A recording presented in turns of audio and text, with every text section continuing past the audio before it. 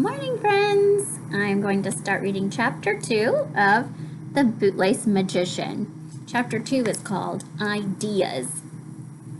Mr. Head! Micah shouted, bursting through the hidden seam into the manager's office. It's Fish! I'm so sorry No one was there. Micah spun around, taking in the whole room, half expecting the manager to materialize. It was a peculiar office. Circular, with no filing cabinets or calendars, no desk filled with tape dispensers and paper clips. Instead, Mr. Head had a hodgepodge of pillowy sofas and stout armchairs. A cavernous fireplace was set into one curved wooden wall, and the floor was made of wood as well, inlaid with a compass rose design. A peculiar white plant vined over the mantelpiece, and a tapestry map of the world hung beside the door, embroidered with dots to represent major cities, but with none of the usual lines to demarcate the borders of countries. The only other thing in the room was a mattress, bigger than the one Micah slept on and made of the finest red and gold velvet that belonged to the circus's guard tiger, BB.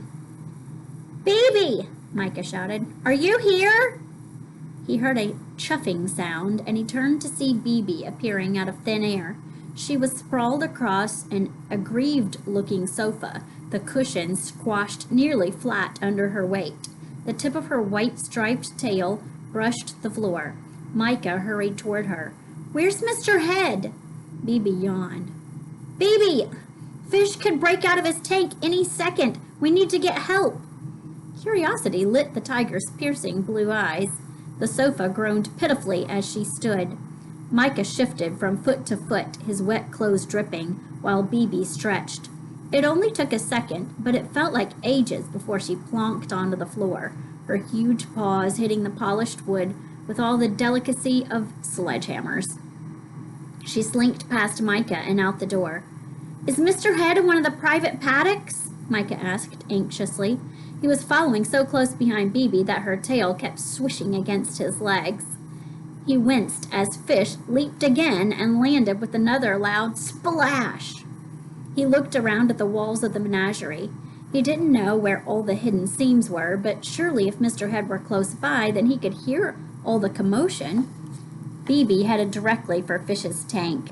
The menagerie creatures still surrounded the aquarium, bleating and barking with enthusiasm. Several of the animals were drenched, but most had backed far enough away to stay out of the splash zone. They all parted respectfully as BB approached.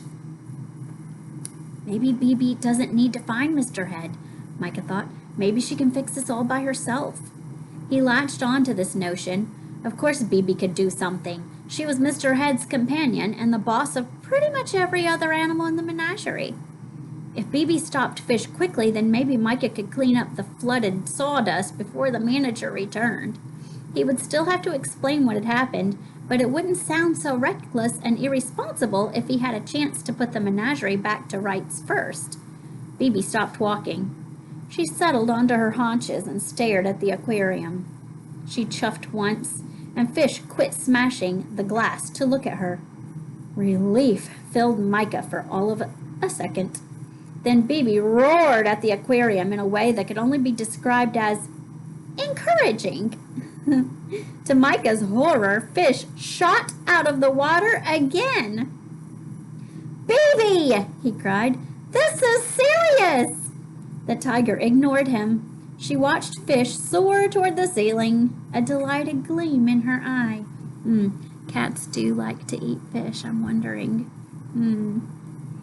Betrayed and outraged, Micah pushed his way past her and through the throng of gathered creatures.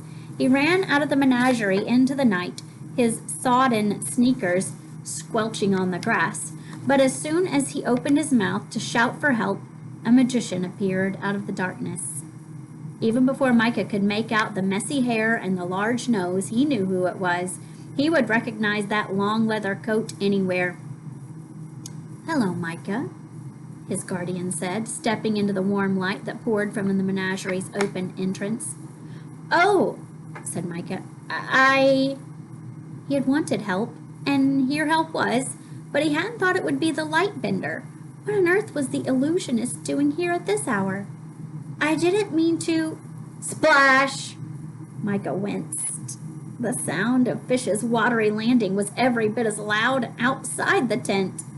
The Lightbender leaned forward, peering over Micah's head into the menagerie. Micah didn't have to turn around to know what he was seeing. I fed Fish a knot, he confessed in a rush. I mean, I wasn't trying to feed it to him, only he decided to eat it, and now he's going to break out of his tank, and I don't know how to help him, and... Micah, I'm so sorry. I understand if you want to give me back to Aunt Gertrudis. I have no intention. Only please save Fish first. I don't want anything bad to happen to him. By the time he finished talking, Micah couldn't meet the Lightbender's eyes. He stared down at his feet and waited for the magician to yell at him. But when the Lightbender spoke, he sounded as composed as always. Micah, he said, no one will send you back to your great-aunt. Micah looked up. But Fish, the fish has certainly had more alarming things than knots thrown into its tank by curious children. You don't understand, said Micah urgently. It wasn't just a knot, it was magic. I was trying to explain to him that we could be friends, but what if I've poisoned him? What if he dies? Micah's hand went automatically to his bootlace bracelet. He gripped it so tightly that he could feel the 2 knots he always kept tied in it, leaving dents in his skin. Even if he wasn't poisoned, Fish could shatter the walls of the tank, all the water would flood out, and he wouldn't be able to breathe.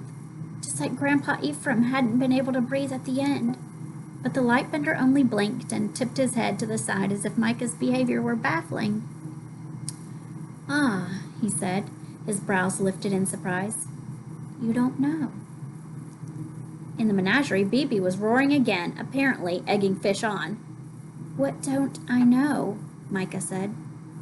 Fish is not a fish, the Lightbender smiled. It is something far more special than that. Part 2 coming up next.